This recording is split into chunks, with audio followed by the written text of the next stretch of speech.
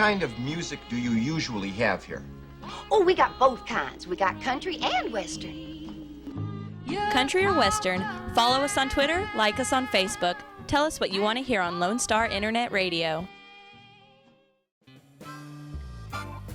The following is a live broadcast of a Lone Star community radio program, recorded and broadcasted live on irlonestar.com, Conroe's FM 104.5, 106.1, and facebook.com/irlonestar. For more information on this show, please visit our show page at irlonestar.com/shows. To sponsor or donate to this program, visit our donate page at irlonestar.com/donate, or email us at lscrstudios@gmail.com, or give us a call at 936-666-1084. Lone Star Community Radio production and broadcast is possible by folks like you. So sponsor and donate today.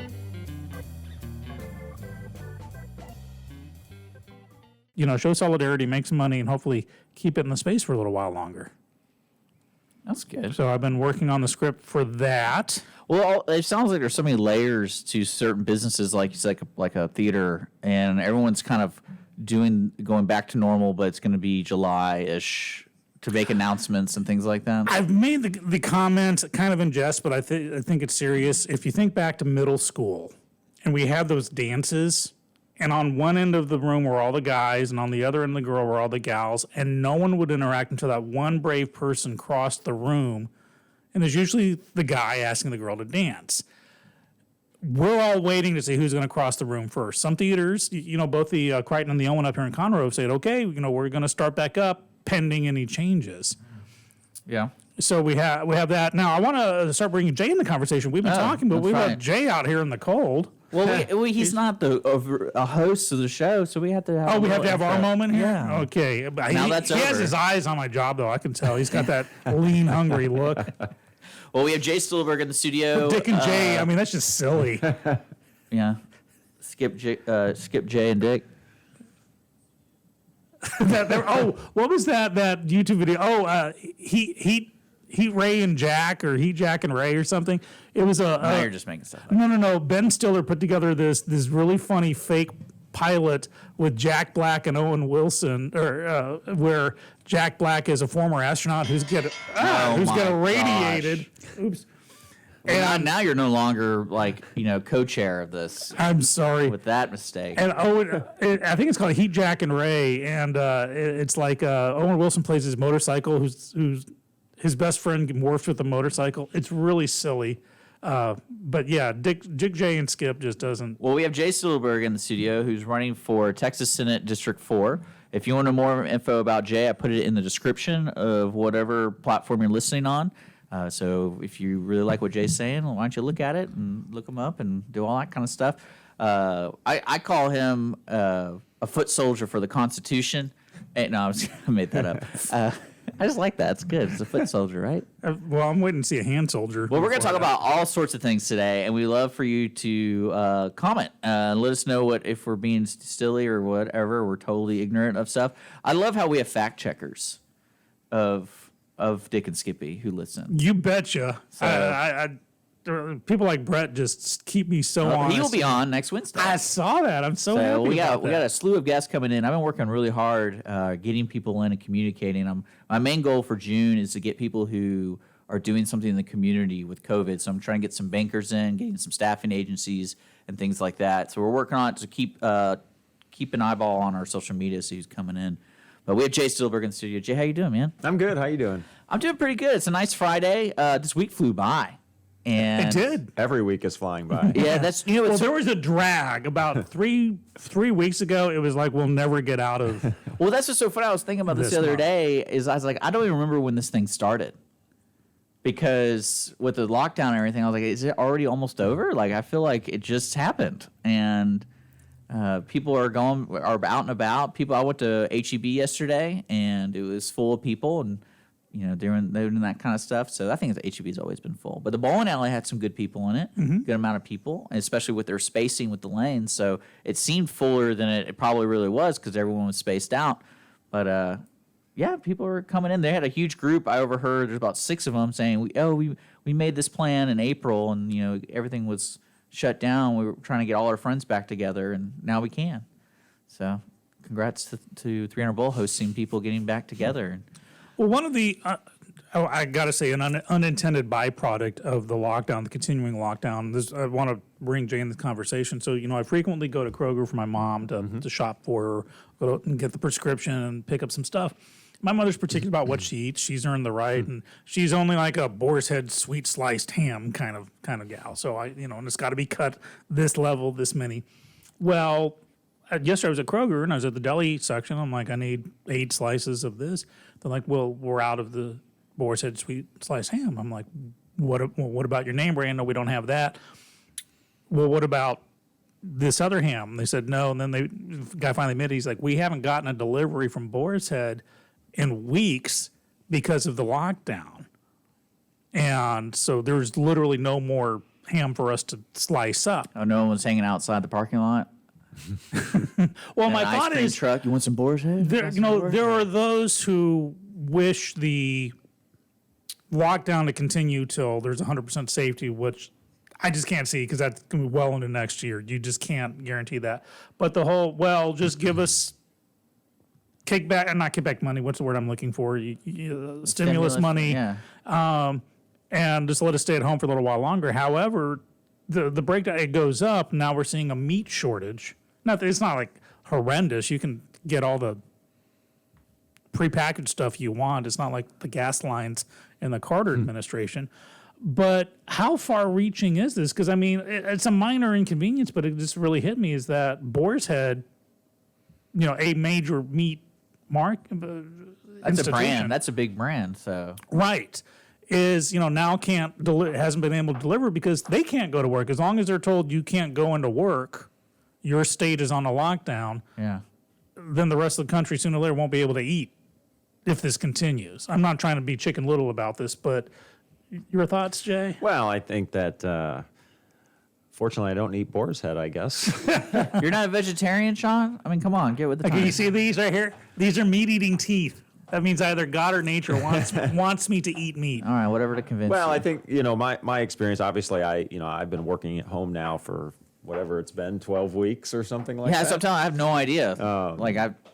It was mid-February because the first big thing was we were in the middle of the rodeo, or it was just starting. There you go. That's a good starting point. I can tell you I started working at home the week of March 16th. Okay. Yeah, it was about a month for people to go, wait a second. And ironically, I remember it because the last time I was on was March 16th. And I almost posted that graphic because I don't really pay attention. And I was getting ready to head to the office, and my boss said, well, if you don't need to come in, don't come in. And then like the next day or something, they put a policy out and said, work from home. Yeah. And so I have been ever since. And obviously, I live with, my grandmother lives with me, so she's 90 years old. So I've been very cautious and aware of my surroundings because I don't want her to get sick. And I'm very fortunate because she's healthy. She really doesn't have any pre-existing conditions. But again, I really don't want to bring anything home for her. So, thanks for coming here. Well, and it's for her, it's been fascinating because she didn't leave the house for like 9 weeks or something. And she was used to going to the grocery store and getting her hair done and all that stuff. And the hair thing's a huge deal. And so, I was doing the grocery shopping. I still am right now. Every Saturday, I go to the grocery store and I make the list. And she's very finicky too. So, I usually lose when I pick something out for her. So you're like I don't that, deviate from the list in my house. You're like that. The grocery delivery thing where it's like you select substitute if available, and then she gets mad at you. She's like, "This is the worst substitute. Yeah. Why would you give this to me?" This is terrible, So she went to the store the first time. I think about a week and a half ago or something. She went and she got her own stuff and she was happy with that, and I was like, "Well, thank God, because I can't win when I go." But yeah, I see. At the grocery store, there's a limit on the number of meat products you can buy. You can buy 2 pork products and 2 chicken products. See, I never. Do you buy more than that though? No. That's what I have. I tend to shop European style. I prefer to go to the grocery store 3 We know you're times special. a week. We know. Well, no, instead of filling a shopping cart with a month's worth or 2 months worth of food. Well, because I always imagined my mother when I was being raised. She had 6 children, and I was like, I guess that's why they put that in, unless people are panic buying. But my mother always talked about when we went to the store, where she had X amount of dollars, but she had to make that good for 6 kids and 2 adults. And she made it work, but she's a really good cook. She's one of those cooks that you open the pantry and she goes, I can do this. And like, she knows. It's really weird. I guess she learned it over time where she just knows what ingredients go where. Yeah. But, some people don't have that kind of knowledge. So it's like, oh, all I know is, I have a crock pot and I put something in it. I got a hamburger helper and I got a pound of any kind of meat. I can make this last. Yeah. So I guess that's where those problems people are faced when there's a shortage and things like that. Yeah, because my point is, I mean, you can always say no more than 2 bags of toilet paper or whatever. I get that. But this is a situation where I don't know where Boar's Head is based. Let's say, I'm going to say Illinois just for the heck of it. If that state is still under lockdown, which means that they can't produce that, then that's a significant meat industry that's about to go away. Well, do you think, in this particular case, do you think like H-E-B has the upper hand because their big slogan is shop local or whatever? They do the local produce, local, kill places where they kill all the animals and stuff like that. So Well, with Texas opening up the way it is in this, do you think they have the upper hand on that? I think states that are opening up sooner are having an economic upper hand. Now, of course, the actual health upper hand is yet to be determined. Okay. And that's the problem. I was seeing memes the day after phase 1 of Texas opening up. People are like, oh, it just spiked today. That's proof positive. Oh, yeah, we talked about that. But it's a 5 to 15 day. Is there a state, do we know of a state out of the 50 that literally didn't do anything? How about a country called Japan? Well, they did something. No, they didn't. There was not a single lockdown. Interesting. And they've already... You want to turn down your phone, dude? Oh, is it? I can hear something. Oh, there we go. Yeah. Sorry about that. Well, no, because that's one thing we always kind of talk about with Jay. I love the experiment of 50 states and like everyone kind of determines what they want to do and figure it out. And I haven't really, the middle states, I haven't really heard anything like crazy, like protests or anything like that. I haven't really read about like Wyoming in a while. And Wyoming hasn't heard about Wyoming in a while. I don't know, man. I watched Longmire and I really like Wyoming. Like that made me want to go there. Okay. But a lot of people don't live there. I know that. I've enjoyed my time. I've been to Wyoming many times. Yeah, and like it's got me thinking about how they're spent a week it. there one afternoon. I mean, how those states are handling it, and then you have the high capacity states or population, and then it's almost like ground zero for certain states, certain cities, and so like especially like New York, it's all we've been hearing about for the past 2 months. And I haven't really heard anything about it recently, just because of the riots that were going on for the past couple days. And then we'll kind of talk about that because I want to talk about social media today with you, Jay, because as a politician, I know that's going to become a big policy talking point or whatever for the next couple of years because of more things are going to be discovered, new things are going to be implemented. But I think we're doing all right here in Conroe, and I think Montgomery County's doing well. So I think state by state it really depends on what kind of population you have, what kind of population density you have, to the types of policies that seemed reasonable to put in place, right? So, I mean, the bottom line of it all is, and I heard this earlier, and I'll throw my 2 cents in, is, the legitimacy of staying closed until it's quote unquote safe is unrealistic in the United States of America. It truly is. That's not the type of society we live in, and we don't have the capacity to keep everybody in the house for 6 months or 8 months or 12 months or whatever it is, right? So there has to be a give and take there, and quite frankly, the give and take is we know that it's all about public perception, and it's all about how comfortable a consumer feels. I mean, that's in anything. How comfortable somebody's going to feel to go to the restaurant or go to the church or go to the grocery store, or whatever it is. And how do you build that? To me, it's about how do you build that consumer confidence, if you will, so that people feel comfortable going and doing things.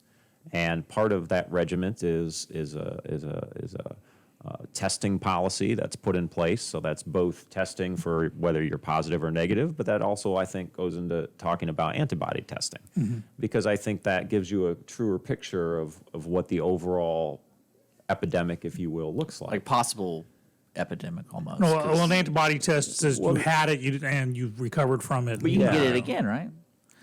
Again, Does that anyone really know? yeah, no one They knows. don't really know. Yeah. I mean, there's nothing that's proven you have immunity if you've had it once that you won't get it again. There's nothing that's proven at this point in time that says, quite frankly, one way or the other, whether it can really happen.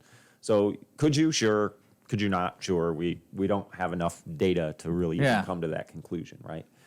But the reality is, again, consumer confidence, right? So, Yes. So people are going to have consumer confidence, if you will, if I can use that term, if you have a robust testing policy that does both of those things, and people actually practice and maintain some of the guidelines that are out there, right? Social distancing. I mean, I wear a mask when I go out. I wear a mask when I go to the store. I mean, the only time I really don't wear a mask when I go out of the house is if I go walk the dogs. We go walk the dogs every evening around the block, and we don't wear a mask when we go do that. But we're not around anybody when we're doing it, and we're outside. But if I go to the store, I wear it, and I don't have a problem wearing it. I don't think it's a big deal.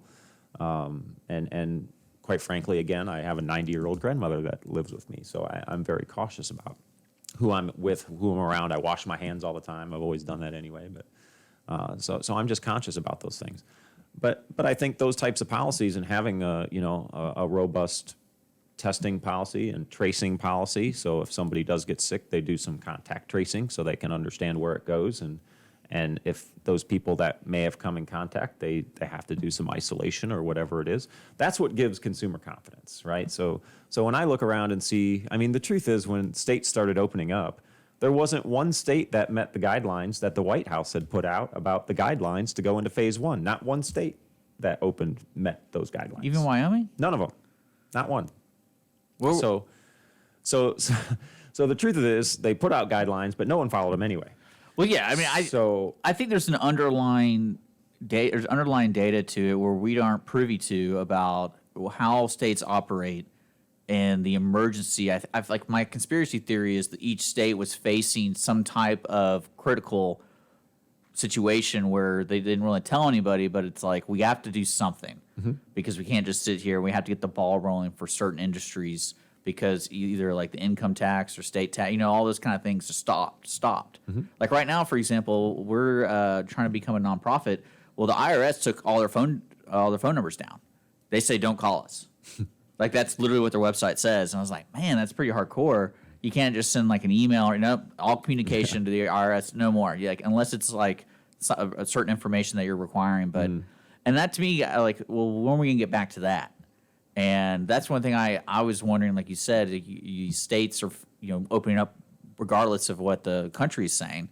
And I think it's probably because there was some critical thing going on that they needed to do something. Well, and I think again that over time, I think we'll see that states will implement better testing programs, and the numbers of testing versus populations will go up. I'm not saying you have to test everybody because that's kind of impractical at this point in time. But you certainly have to have a decent percentage. It's just like doing polling, right? If you don't do a decent percentage of people, the poll doesn't really mean anything. It's the same with the thing testing, with this. that's one thing I never fully understood. Is when people are saying lack of testing, is that because of the cost, or is that because of the test is so unique to just COVID? You couldn't do another type of test that kind of blanket tests everything.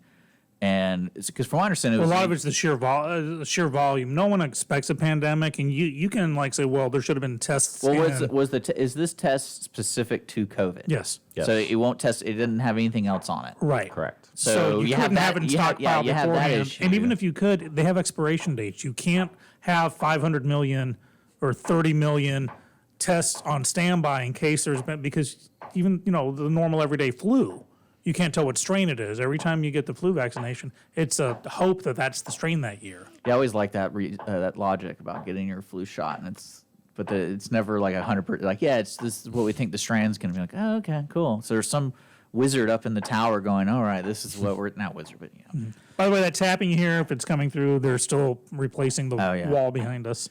Well, one thing I hope we learn from this scenario is we adapt our lifestyle to be similar to like in Japan. Like if you are feeling ill, there's logical steps to preventing from getting other people sick. Yeah, they wore masks there when I was a kid in the 70s. It was a thing. Yeah, and I think hopefully that goes through. And I hope it kind of reverses what we're doing now where everyone's wearing masks. It kind of reverses, like if you feel ill, you wear a mask, you stay home. And it doesn't even have to necessarily mean like you think you have COVID. It's more of like if you're sick, we know that it transfers really easily. And we learned that, crash course learning that in the past, couple months. And but going back to guidelines, Dick, I got to say that, first off, a guideline is not a law; it's a guideline. Yeah. So that's one thing. So to have different states not follow the guidelines as they open up, it's not like they broke the law. But there's a reason to follow a guideline. But hand in hand with that is whose guideline do we follow? I know today, right now, the WHO's guidelines on when to wear a face mask contradicts the CDC's guidelines. I remember last week CDC suddenly said, the virus doesn't stay on surfaces nearly as long as we thought, so you can touch surfaces. And then 4 days later, they said, we're retracting that. This literally changes on a day-by-day, if not hour-by-hour basis. I don't know anyone that's paying attention day-to-day to the CDC. I think now the general But these are information the ones now is saying- just wear a mask, hand sanitizer, be aware of your surroundings. But there and was a what point you're where the doing. CDC said, don't use hand sanitizer because it kills the good bacteria, too. This is, hand sanitizer Well, that's tends to be antibacterial antibacterial. hand sanitizer. All right, we don't have that here. All right. But people didn't know. They go out and what do they buy? They buy the antibacterial. So that stuff's still out at the grocery stores, the antibacterial stuff. They don't know the difference. That's what that's what needs to go out there going, there's a difference between a virus and bacterium. I That's feel what like you you're. educate I feel like people you're telling me we should buy an island, and we should just live on that and just not worry about it. Skippy's communal love. I'm working on it. Well, and again, like I said, that's one thing I hope we all learn from this scenario is how we can, be aware of how diseases and things really work, and especially with the people who are more open to receiving like diseases and things, that we take better care of that. Because like one of the things, I don't know if it's like a conspiracy or whatever, but a lot of people, I think Brett just mentioned it on our Facebook, about the certain states that logically put COVID patients in nursing homes. New York. Sorry. That was a Is sneeze. that? I mean, like, I don't feel like that's like a blanket statement. Is there some type of reasoning behind that, or is it more of we didn't the want to? early days? No one knew. Yeah. So there you anything. go. That's what I was wondering, because it's like I don't feel like that decision would be made just because we don't know what to do with people. Put them in the nursing home. That being I don't said, believe that was that hospitals releasing elderly patients, nursing homes had to take them in. Yeah, they that have to go was somewhere. Gubernatorial executive order. I think. Even though we didn't know what was going on, you want to err on the side of caution. And even on a good day, someone with a compromised immune system or an elderly person is more susceptible to anything. So I personally, at the risk of sounding like an armchair quarterback, would not have supported that move, even not knowing, there's no evidence that it's going to kill old people. I mean, I don't know. I think what the fishy thing with all that kind of stuff was, certain bigger cities were doing the pop-up camps and things like that. I know Houston had one over at NRG. Yeah, you can't. Like was that even used? I just remember them talking about it. Well, here's the thing. Was that even, yeah, they did a pop-up deal. I remember that was. We had the frontline center. Here's the thing. I'd rather throw up a field hospital and not need it. No, I'm not. I'm asking, was it even used? No. Nor was Why not? Because there weren't enough people. The whole purpose of like the hospital ship that was anchored in New York and didn't get used except for the 100 people who accidentally got on board. Yeah, that happens all the time. No. On the first day, you're telling. I imagine some dude with a clipboard going, I checked the wrong box. That's exactly what happened. That's not what happened. It was an 1,100 bed ship, and day one it moored in. 100 positive COVID patients got moved into it when they shouldn't have. They were supposed to go somewhere else. That was the only people that went on board this ship. Now, was an issue. What's going on with the Navy, Jay? Why aren't they knowing what's going on a ship? Dude, that was the Merchant I'm just Marines. kidding. I have no idea. But I don't know. That kind of stuff was kind of, when I read they were doing that, I was like, oh, cool. They actually have a place. That's where we could have people, but then I never heard anything of it ever again. At the beginning, Cuomo was like, we need the ship now, because I think it was North Carolina saying we need the ship, and Cuomo was saying, no, we need it in New York because we have more I love people. That kind of stuff. And so it became a headline thing, I can't blame New York for wanting to have that big ship because we didn't know. We didn't know if it was going to fill up or not. So it's easy to look back now and say, well, that never got used. Those tents never got used. That ship never got used. I just don't see why you wouldn't use it if you got it. There was no need for it. The hospitals weren't overrun. The fear was that the hospitals would be overrun. You can still use it for other things, though.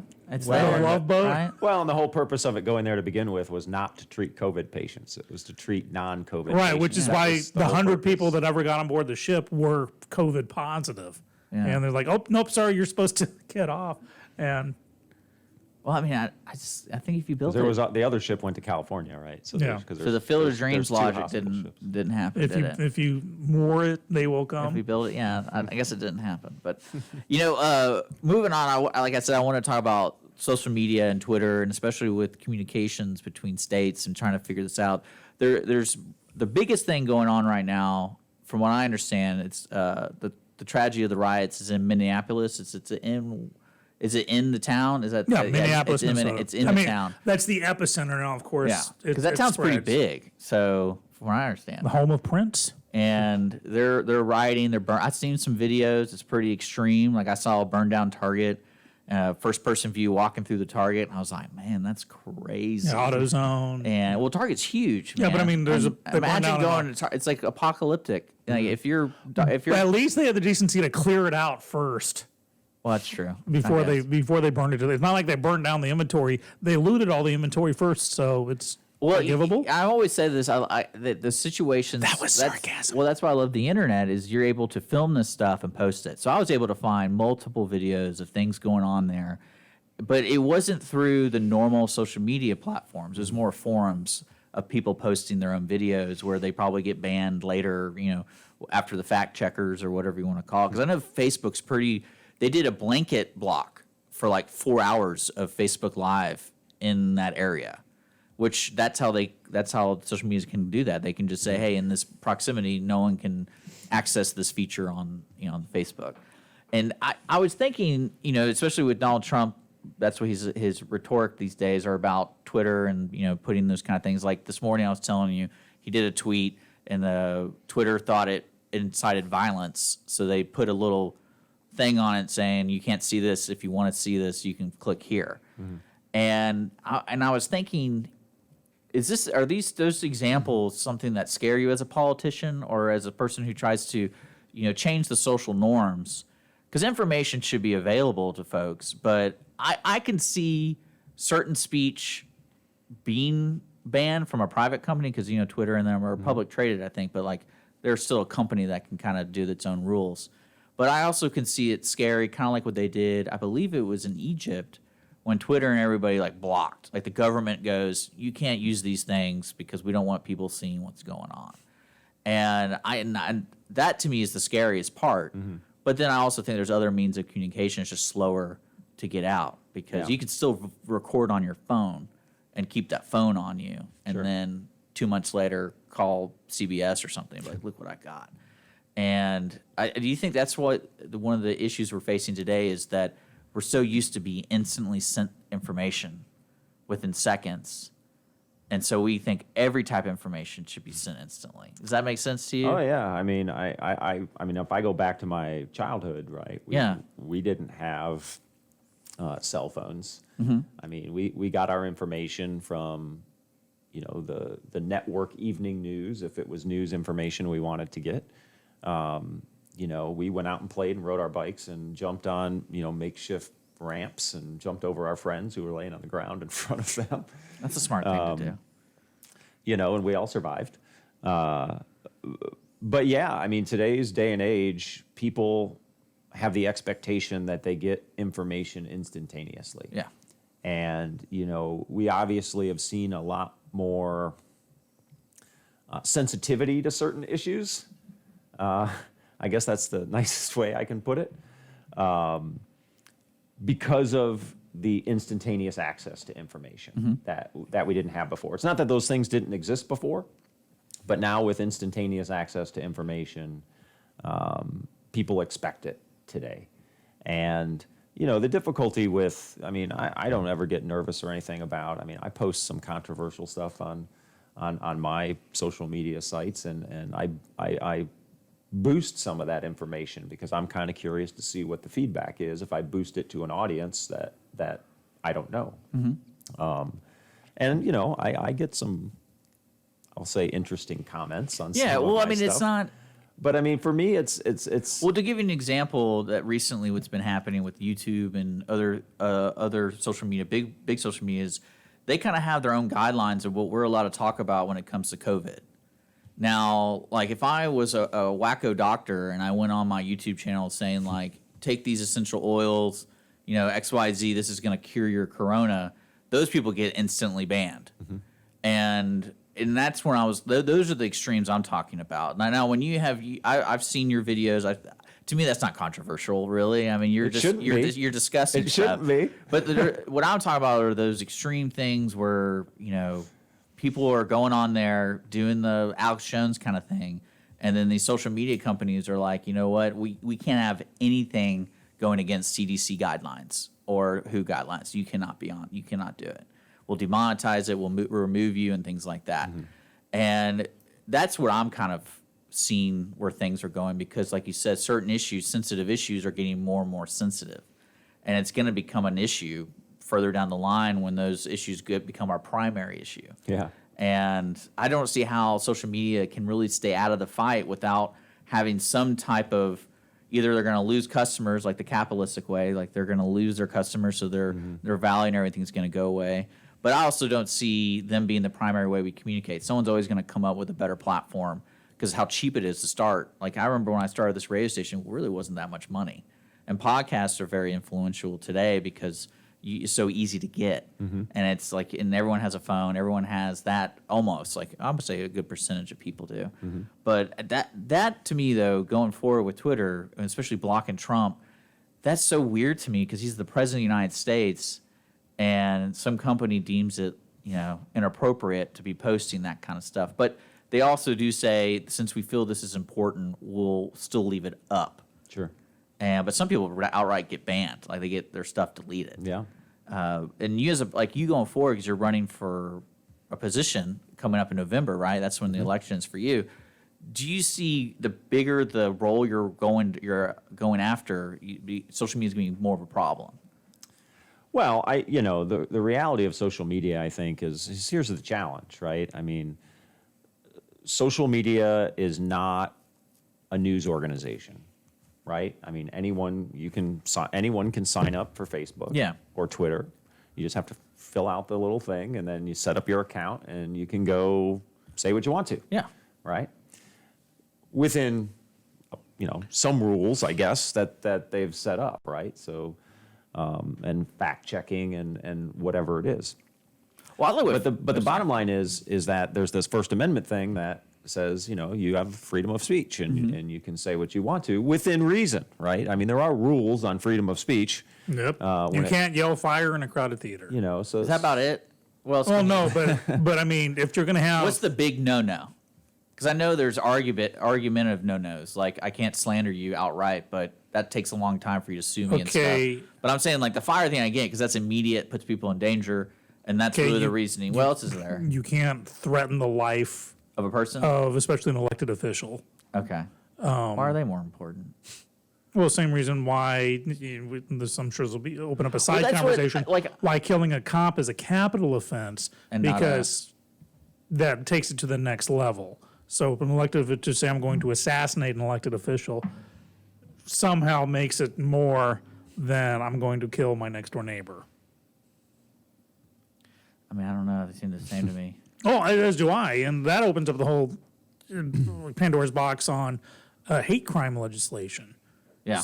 And I don't want to go down that rabbit hole, but there's something to be said on both sides of that, where why is one death more, a hate crime and the other one isn't? What, to the parent of the person dead. And I don't want to, let's get off that topic. I don't want to go down that rabbit hole. So we'll get off social media. We'll get banned. So the bottom line is the challenge becomes how do you navigate through the First Amendment and the fact that social media platforms are not a news organization, and how do you navigate that with rules? Because if any rules are put in place for social media, they should not be rules that are put in place by the platform itself. They should be put in place by federal laws that are across the board for a platform and what they can and can't do. And we've seen for years that's not happened, right? Because how do you navigate around that? It's not that it can't be done, I'm sure.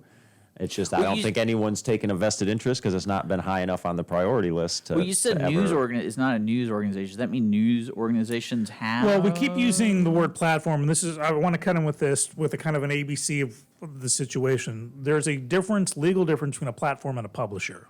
Okay. It's what separates a newscast from a talk show. Now, is this a legality Yes. thing where I can sue you kind of thing? Yes. So you there got are to be careful liability what you as say? a platform. You enjoy liability protections. I can't sue the news because I don't like what I see on it. Yeah. Someone shows. But if you're a that car Covington accident. kid, that's when you can sue them? Do what? If you're that Covington No, because student? well, that's why it opened up the whole category of the news showed non-news. It showed false narrative, knowing it was they didn't have the whole story. I'm saying you have liability protection, meaning you can't be sued. But I'm saying they can't show Channel 13 can't show a car accident, and I can't. They can do that, and I can't sue them for mental anguish because I'm PTSDing over it. Well, That's liability protection of a platform. A publisher, for instance, that's why when you have a radio station that says we are news and talk, that you can't say we're news radio because that means, let's say, KTRH, news, 7:40 a.m. in the morning they do the news, then they'll put on Rush I'll Limbaugh. just say we're propaganda. That's all. And that covers all our bases, right? Well, then, at 11 o'clock, they put on Hannity or Limbaugh or whomever. It's no longer news. It's now a publisher. It's not a platform. Yeah, okay. I'm understanding. Twitter now. has been identifying as a platform. YouTube, the same thing. But they're playing by their own rules. Well, as some they people disagree censor with more and more, they're acting like a publisher where they no longer enjoy, according to Section 230 of the Communications Decency Act, you can't have it both ways. If you're a platform like a news outlet, then you can't start censoring or showing one side of it. Or refusing to show the other the only side. thing I can think But a of publisher, you can. for Twitter and social media would be a better communication to its users is Yes, a talk show is a publisher, Brett. I'm sorry. That's what I'm saying. is they release these things, they release their rules in a understandable way. Because I think that's the biggest fear when it comes to these platforms. They can make that decision within a second and nobody knows about it. So like say, the word star, it becomes an offensive thing. And then for some reason, kind of like that Pepe the Frog, he became an offensive symbol. People believe it's a racist symbol now. And which symbols can be turned. They can be turned into different things. So the platform the next day goes, no more of this. And no one really knows until, a week later, like, oh, why did my tweets get deleted? What's going on? And we have no communication from these overlords that are like telling us this was a bad thing. Mm-hmm. I think that's one of the biggest It's open issues. and mutable. For instance, a platform is well within its right to refuse to allow the Nazi flag or swastika to be displayed. Yeah, in the sense of promoting. Well, see, this is where you get a gray area. I was doing it in a Hindu sense, all right? Yeah, but see, this is where you get Not a gray from area. Nazi Germany. For instance, I remember the early days of the internet when they would have even before Google, we have a filter that says you can't use certain words, safe filter. Breast was one of them. All of a sudden, it'll disallow you to get results for breast cancer tests or something like that. So you can be in your rights as a platform to disallow certain things that would incite violence or promote violence or rape or crime. You can do that, but you have to be able to justify it, and you can't be selective with it. So nothing's going to happen to these people, do you think, Jay? To who? To the social media companies? Well, what's supposed to happen to them? Politically or policy-wise? Do you think anything's really going to happen Either they to them? remember this. The tipping point came. The executive order came after Twitter flagged something. As the fact checker said, "Oh no, this is false," but it turned out to be true. It was a false fact check. I personally think the bigger issue, in my opinion, with social media is that I don't think in my opinion, it's not an issue with social media. I mean, because people can go publish on social media whatever they want to, right? They can make a list of facts that are completely false and throw it out there. Yeah. The bigger issue I see with social media is that there are a lot of people in this world that when they read it on Facebook, it's true. Yeah. They don't. Totally. They don't go look at independent sources. They don't go outside of what that post says. Especially when people create images. Like I remember that I saw the Texas school guidelines or whatever for the coming up year. I was like, how easy that image is to copy and then take out some of the things and put in like extreme deals and then send it on the internet and people think it looks the same. Sure. And yeah, you're totally right about that because especially with today's. And that's where it legally falls in the guidelines. However, the protection is as a platform, Twitter can't be sued for someone else posting that. But if I'm Twitter right now, like what could you do if say like, oh, the government says you're a publisher now, you're open to liabilities, and so you're as a company. I really don't know how Twitter can be like, okay, we'll hire more fact checkers. Well, it's not the number. I mean, look at the official Twitter fact checker. Google this person. And look at their. Well, I know that's always a controversy who's on the actual person, but there's also AI involved where you could, do I mean, if a rule like that went into place, I mean, my question would be, I don't think you can have a platform that somebody can set up an account and just post whatever they want to, and have those rules in place. That's not how it works. I mean, it wouldn't work, right? Because somebody would have to actually review every post from every single person before it ever got published, in order for it to really meet guidelines like that, right? So again, to me, what's more important to me is that the general public understands that just because you read something in a post on Facebook or Twitter or whatever platform it is, that doesn't mean it's true. Well, it's also that unique time when this is being used. It's the transition to it. And that's part of the problem, is that people don't go do their own research. I think that will be fixed as time goes by. Because if you think about when people say, oh, back in my day, we didn't even have, telephone. And then look at where the telephone is today. And I think that's probably the unique scenario we're in today. Like you said, that's the problem. But I also think people who are susceptible to that are unfortunately those people who I don't really understand the technology yet. And they treat it as like if they're reading the newspaper and things like that. No, I think that's true in some cases, and I think what also influences whether somebody believes it or not is by who posted it. True. And there's more accountability for especially news organizations and people who you follow. I mean, the YouTube world is so big, and I think a lot of people who read the news don't know how big those influencers are. Mm-hmm. And I mean, you got millions. It's always funny to me where you go to YouTube, because to me, the idea of YouTube is the future of where people are going to consume video. Like live, like unique content and things like that. Mm-hmm. It's so funny to go to like the Jimmy Fallon YouTube page, see his subscribers, and then you go to like some other kid who reviews toys, and his subscriber base is like 50-fold more than Jimmy Fallon. And I'm like, so who are these people watching this stuff? And then are they being influenced? They clearly don't care about what Jimmy Fallon's doing, or most people on the internet don't. But I think that's the future of the influencers, the people who you say like who are sending out this content. And luckily for us, we got the first wave of the Alex Jones and the crazy folks who we tested him where they banned him completely, but he's still doing his craziness. But what I'm talking about with the influencers. So you just ban them, you can sue them. You think Twitter's going to be like, if you sign up, you're accountable for what you say. Well, so let's go back to the Alex Jones thing. Like if you get a blue check, you're going to be accountable for what you say. Alex Jones is permanently banned from Twitter? Yeah, I think so. He's probably banned from like states. Did he break the law? I think what he got in trouble for originally was he talked about the Sandy Hook being a hoax, and somehow through his preaching of that, his followers got the names of the crisis actors, I put quotes up, and they're harassing the parents of the victims. Was that against the law? I mean, I think it's more of just a safe move just to ban them, because that. Did he say go to these people's houses and I don't think shoot so. them? I wouldn't put it past them. Then at that moment, Twitter was no longer a platform; it was a publisher. You think so? Mm-hmm.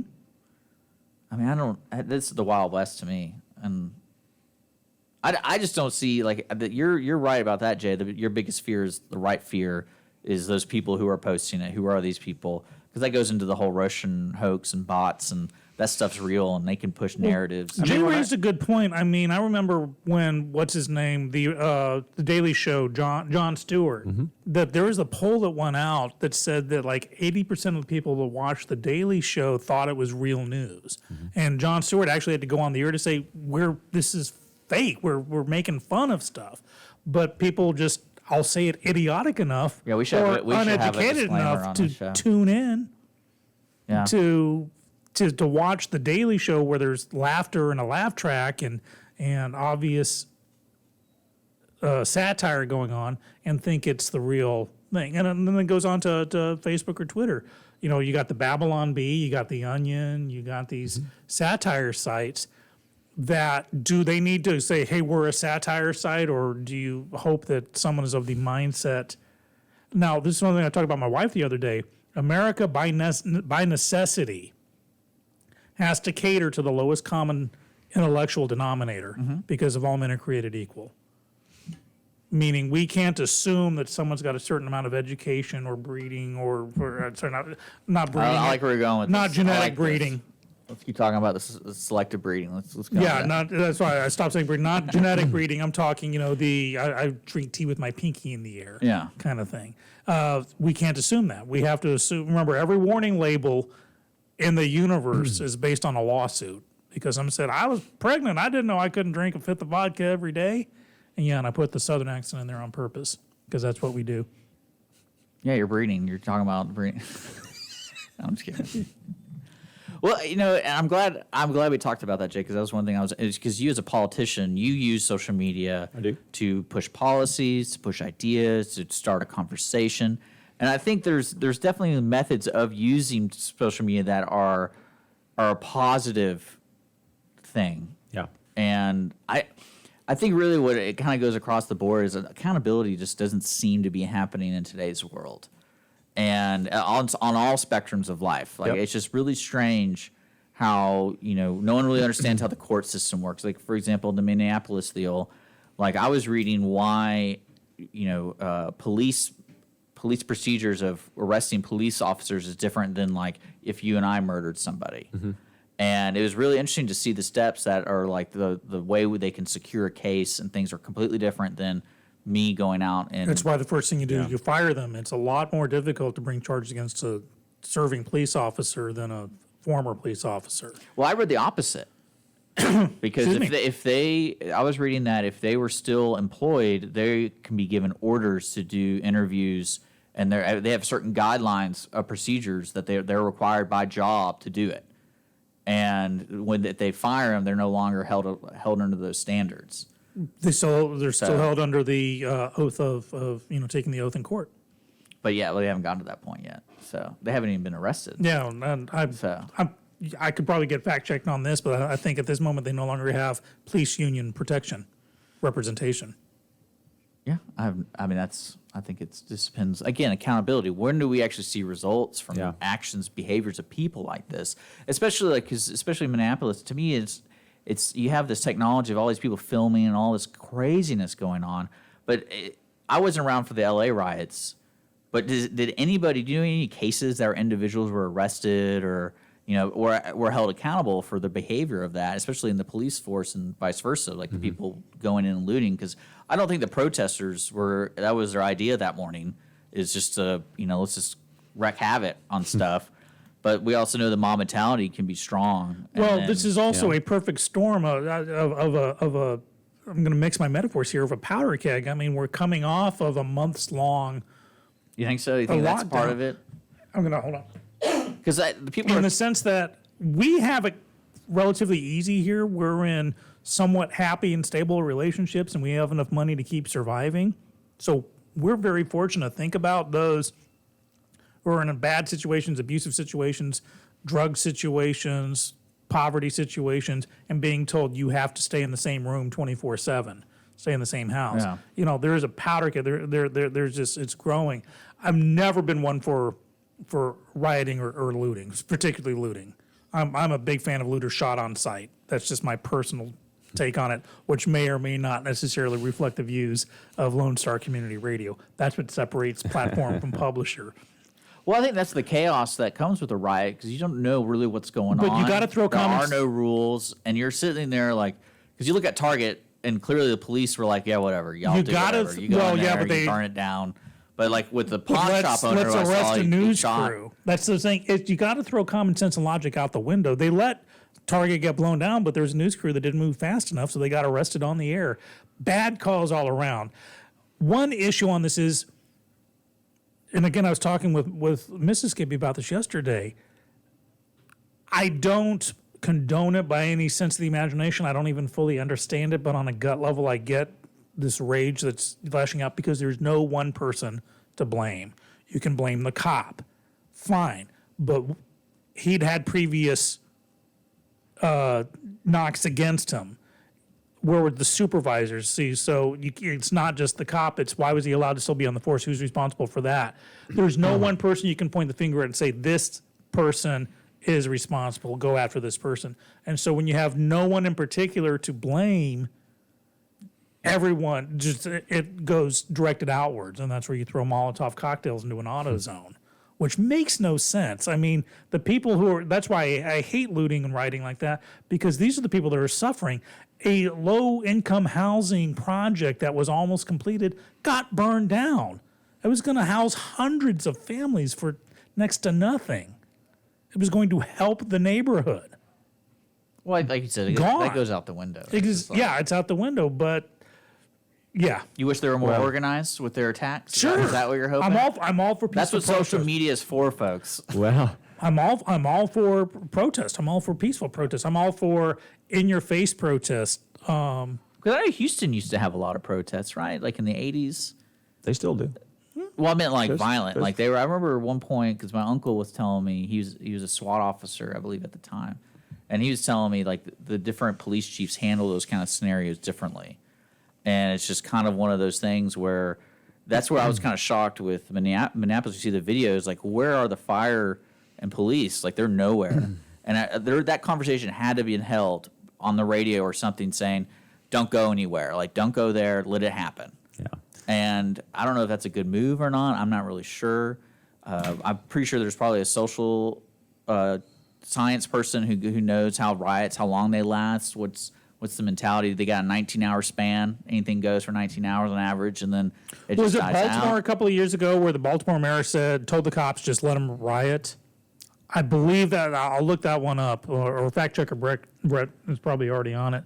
But I'm pretty sure it's Baltimore where the mayor told the cops, just let them basically get it out of their system.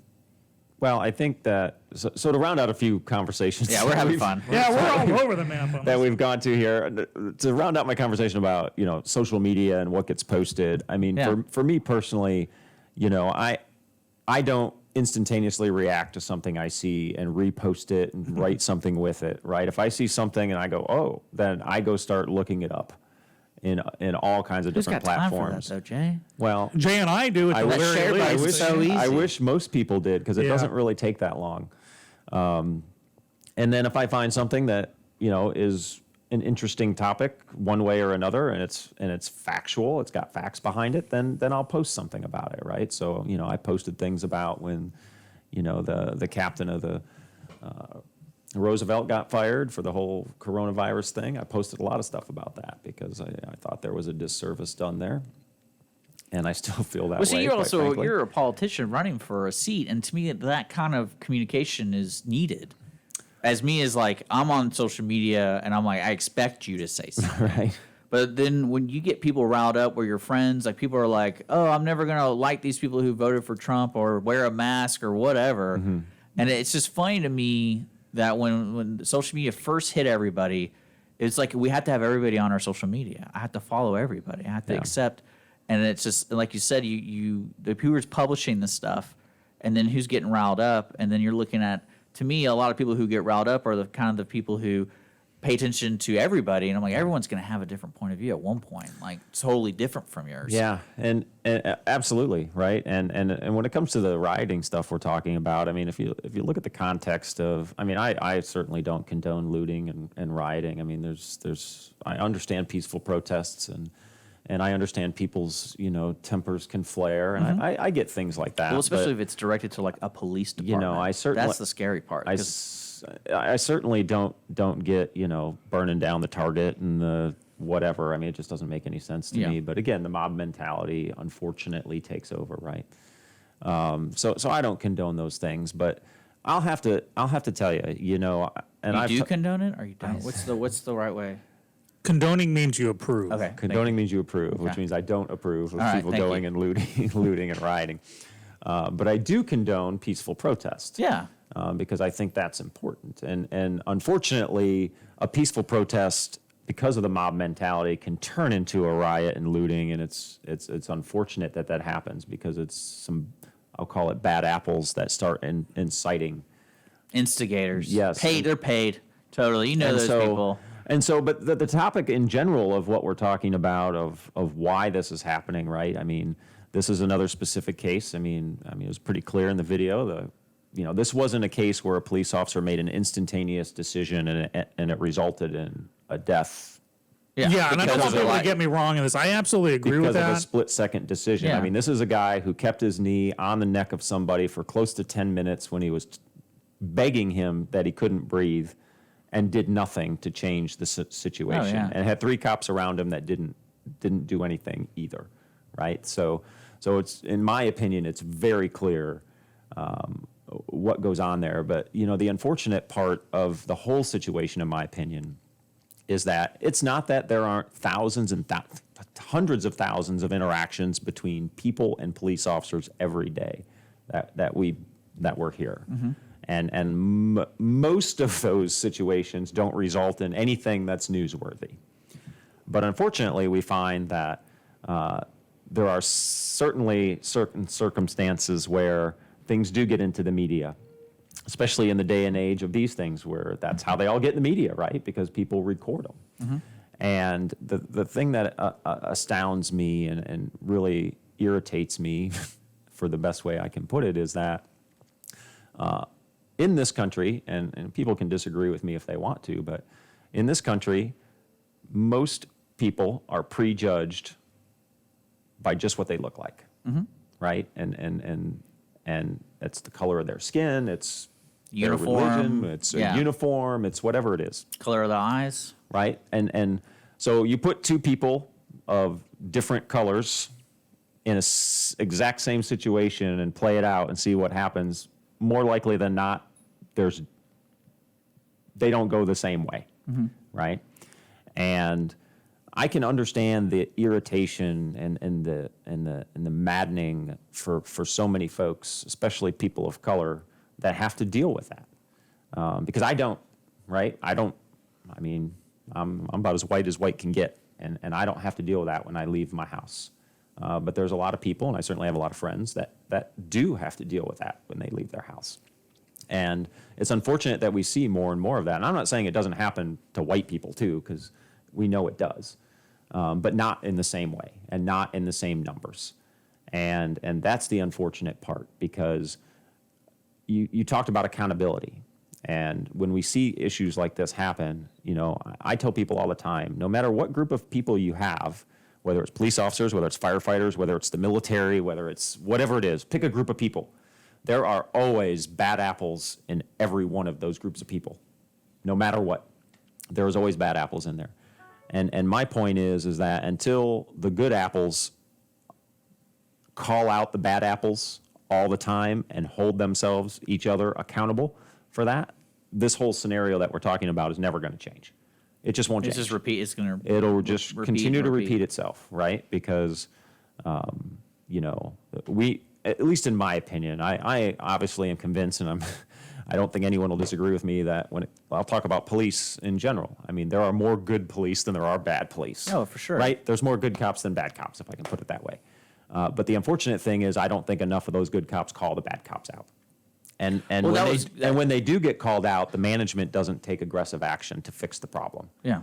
Right? I mean, this officer we're talking about here, I mean, he was, he had issues in his past, not one, many in his past that were never dealt with in a. And that was the statement I was trying Right. to make earlier. This cop who did this is absolutely at fault, but one can't stop there with saying, okay, you can't blame him utterly because his supervisors, we had the current governor, senator of the state was the DA who declined to pursue charges against him at an earlier date. I'm not going to go down any names or anything, but she's a vice presidential candidate right now, or a possibility for it. So do you blame her? No. Do you blame the supervisor? Do you blame, who allowed him to be on the job to do this? That's what I was trying to say earlier about the rage on people going, it would be easy just to point at him and say, he is the problem, get rid of him and all else is fine. No, there was somewhat of an institution around it that allowed it to happen. And we have systemic issues in this country with the law enforcement and our justice system to begin with, right? And so I'm a root cause analysis kind of person, right? So in this particular case, yes, I mean, saw the video, we see what happened, we know who's to blame. Regardless of what anyone else around him did, there's only one person that did it, right? Yeah, Quote, for sure. pulled the trigger. Yes. So it's very clear, but that's just one case. That doesn't try to get to the root of what a systemic issue that there is around this type of activity and the type of the means that police use to handle certain situations, and the type of training they get to handle certain situations, and how they learn how to de-escalate things. And yes, unfortunately, in our world, there are going to be circumstances where the outcome is not what we want. But I would hope that in those cases, it was one of these split-second decisions where there wasn't time to think, and you have to make a decision, and you hope you make the right decision. But unfortunately, we know that not all the time that's going to happen. But until we really get to the root cause of the systemic issues we have in our justice system in general, I don't see these things. I don't see them changing. Yeah. I mean, one department might change; they might be able to fix something, but that's one department in the entire country. And how do they?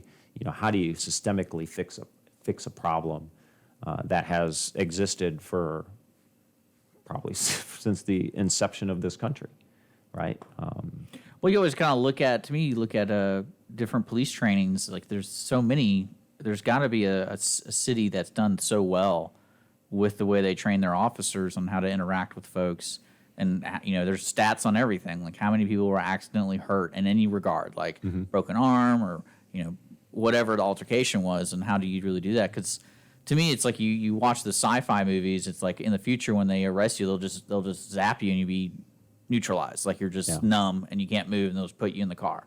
So there's no chance of a problem. But today, there's no matter what, like who wants to be arrested? So they're going to somewhat resist arrest in a sense because you're being handcuffed and you're like, well, I'm not naturally trying to do this, but my body's like, I can't really move that way. So that's always so interesting to me when people like have those videos where it's like, oh, I'm not resisting arrest. And it's like, what do you do when you are being arrested? Like the officer's like, I'm going to arrest you. Like, I'm sure there's peaceful ways to go. Like, everyone puts their hands out. But then there's always the tactic of where you got to put someone on their stomach and they put the knee on the back of their neck. I mean, that to me is like, that's not taught. I don't see that being taught, putting a knee on the neck. I really don't. Do we know if that's being taught? I don't think so, because especially in the days of, now we have the chokehold and people not realizing there's a carotid and there's something else, and you grab the wrong one, you kill them, you don't choke them out. And, you get shows like 24 that has the... Because that to me was the strangest thing about the video, was the casualness of the scenarios of the way the cops are treating it. Where like they're just watching. And to me, it's like, isn't the whole idea is to get this guy in this car, right? Like, why aren't we trying to do that? Why wait 10 minutes on the ground? Yeah. If that makes, like, what's going on? And maybe a police officer can explain to me the procedure of, apprehending a subject, then getting him into the car, and then go to processing. But like that to me didn't make a lot of sense to me, because there's a search thing I can understand that there's procedures for that, but 10 minutes, like you say, you're like, do you know who else doesn't have a clear answer to that? Every single person who's been looting and rioting, and that's the problem. There's a knee-jerk reaction. There's rage, pent-up, bottled frustration, whatever. That let's burn down literally the things that can save us. We don't even know what's happened yet, fully what's happened. Yesterday I'm hearing stuff, the guy was coming, he died in the hospital, and there's a report that he was coming off of a heroin overdose, and that's what killed. No one knows. Yeah, no, absolutely. What we see is that what this cop did was wrong, and I do blame him utterly. Judging from a couple of comments, I think I may not be making my point clearly. I absolutely blame this cop. But I also know that, let's say he just was vaporized today. We're in a society where that doesn't solve the problem. That solves this one case, but it doesn't solve the problem. As you said, Jay, it's systemic. And that's what I'm saying about blame to go around. I absolutely blame that guy. If there's a murder going on, I blame the person who pulled the trigger. But then you look at how did that gun get into his hands, and okay, there's blame to be assigned there. So I just wanted to make sure that was. I don't think I was clear well, and earlier. I think the other thing about these, especially these types of situations, when again I go back to this accountability conversation, because I think a lot of what we talk about in today's society is about accountability or lack of accountability that exists. And the other thing that irritates me, just as a person, as a person that lives in the United States, a citizen of the United States, is the fact that we typically, in these particular cases that get put in the media, we don't get the whole story until people actually have posted videos that were there at the time. Yeah. Right? So we hear, he was resisting arrest. Well, the videos prove he was not resisting arrest. But yet that was the story. Right? And well, I mean, the news and that story was believed until the videos came out. Well, that's why I love and there's been previous stories of these types of incidents especially with African American men, that the story behind it was he was resisting, he was charging, he was blah blah blah blah blah, and almost a year later, the court mandated that they release the tapes, and the tapes proved that that was all a lie, and the cop was arrested, and he was charged, and he was convicted. No, and unfortunately, the cops Right. here all had body cam. The death that happened. Did or didn't? They did. They did. The death that happened a week before. Ahmaud. I'm sorry, I forgot the name of Ahmaud that one. Arbery. Thank you very much. I feel bad that I lost the name. What's funny, is that it would have gone away had that tape not been leaked. The video. The father shooter was the one that leaked it, thinking that he would get more people on his side. If he hadn't done that, if he hadn't been idiotic what side, enough. though? They weren't being charged anything. That's what I'm saying, but people were talking about it. But I mean, it wasn't. His family was making noises and stuff, so he's the one that orchestrated the leak to the media of the video. Kind of, had he not done that, the cover up by the DA's office and police department in that community would have continued. So thankfully, he was an idiot. But you're absolutely right. Without the video proof. Well, and I think, if we talk about the systemic problem, when we talk about things like criminal justice and law enforcement and those types of things, we find that, these groups, especially law enforcement, and I'm not talking bad about this, I'm just pointing out the truth, in my opinion, is that you kind of become part of this, I guess I'll call it a...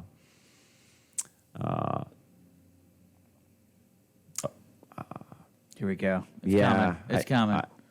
Like a fraternity. Yeah. Right? And why I couldn't think of that, I don't know. But you become part of this fraternity, if you will. So then there's this sense of... I got your back no matter what. no matter what. Well, right? Not to mention that we look at some of these positions that are in the criminal justice system, and they are partisan elected positions, which, again, throws in another level of this fraternity. Yeah. And what can be perceived as right versus wrong, not what the law might say is right versus wrong. So, like, I can't stand living in a state that elects judges based on partisan politics.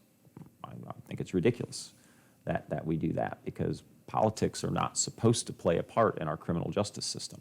What's supposed to play a part in our criminal justice system is enforcing the laws. Is that changing the state law? Right? So, We can get rid of that?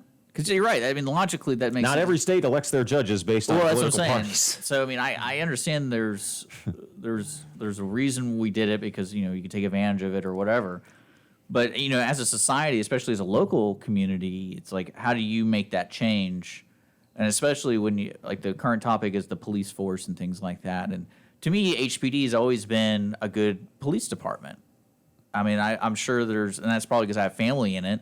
And it's so nice to have a family member who's an officer who I respect. Mm-hmm. Like, he's the officer who I would think that's the perfect officer in a sense of the way he treats people, the way he acts. And I mean, I know he's been in some serious situations. Like I said previously, he was in SWAT for several years for HPD.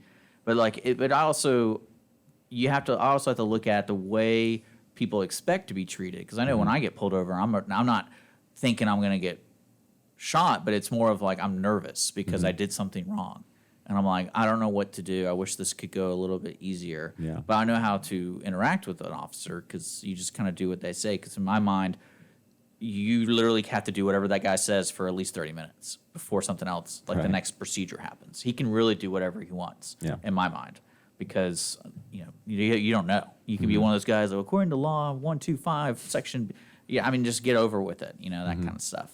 But you as a politician, and you're running for Texas Senate 4, District 4, which is what? That's Montgomery County.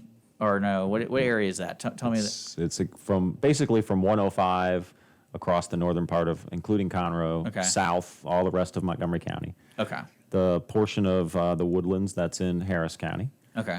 And then there's an eastern strip of Harris County that's Kingwood, and then down the Ship Channel that gets into Chambers County. Oh my gosh. All of Chambers County, all of Jefferson County, which is Beaumont down to Port Arthur, and Bolivar Peninsula and Galveston County.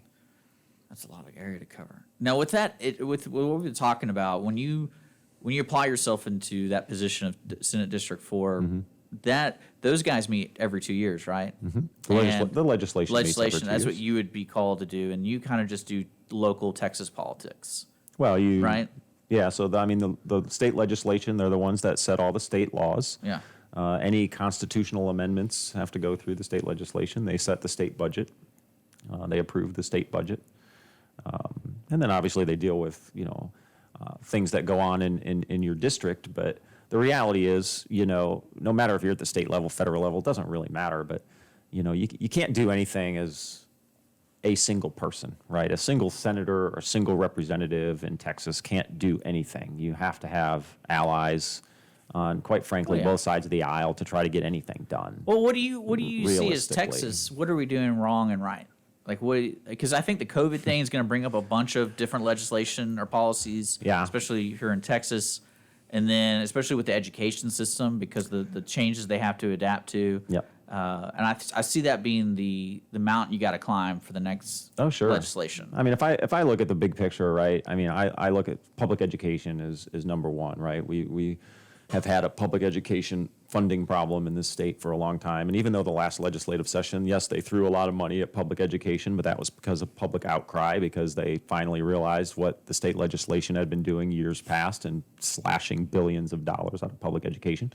And unfortunately, what that does is you kind of get away with it at first, but the bottom line is a majority of your property taxes go to the schools, right? And so if the state cuts their portion of the funding, it's not like the schools still don't need that money. And guess what they're going to do to be able to get that money? They're going to increase your local property taxes, which is what puts a higher burden on all of us as homeowners, because is that what's going on here? 50 to 60% of our property tax is the ISD, is the school district you live in.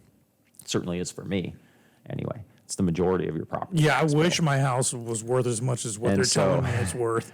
I'd be rich. Well, and that's not the school district that does that, right? Right. That's the appraisal district, which is another issue in this state. But how appraisals are done, and how there's some fairness across how appraisals are done, and how there's some oversight on how appraisals are done. Because I think, if you see anything, everyone's gotten their appraisals over the past couple of months or whatever. They're like, what the heck? And they typically all go up, right, by the maximum 10%, which is what they can do for residential properties. which is why you always have to pay attention to what your local property tax rates are set by the different organizations, whether it's the county or the schools those suckers. or whatever it is, because the reality is the county can lower your property tax rate, but because of what the appraisal district did, you're still paying more money. So it really didn't lower your taxes, so to speak. So we have to pay attention to that, right? So property, public education and property tax, and those are intricately connected, right? Yeah. So you can't fix one without the other in how we're doing it. I always imagine public education, and this is similar to, and this is the blanket term, when you come to, I was talking to my wife, she's a nurse, and we're talking about doctors, and you come down to the socialism kind of thing where we do provide these services from publicly funded deals.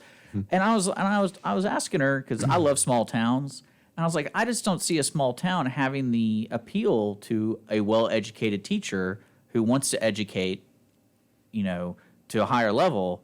Like you're not going to get those kind of teachers and doctors and public servants in a way to move out to, say, like, a small town like Centersville or something like that, or my brother he lives out in Hull, which is in Liberty County, and Liberty County in total has 88,000 people.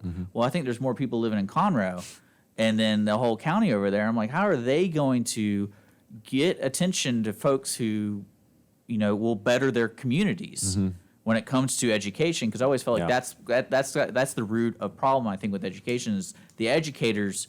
There's a reason why some schools are so good, because the way they teach. Yeah. And I think that's a big portion of it. Sure. So how do you, in the state of Texas, how do you incentivize, a doctor or a teacher or someone to move out there and establish their life and teach your kids? Yeah, that's a great question, and I think a lot of that. I mean, I'll be honest. I think some of the incentive plans I've seen throughout the country that have been used aren't necessarily something that is conjured up at the state level. They're usually initiated at the local level. Yes. Where a local city might say, hey, we want to try to bring good people back here. So what they're going to do is maybe they'll provide an incentive to, they'll give some, I'll call it grants, whatever they call them.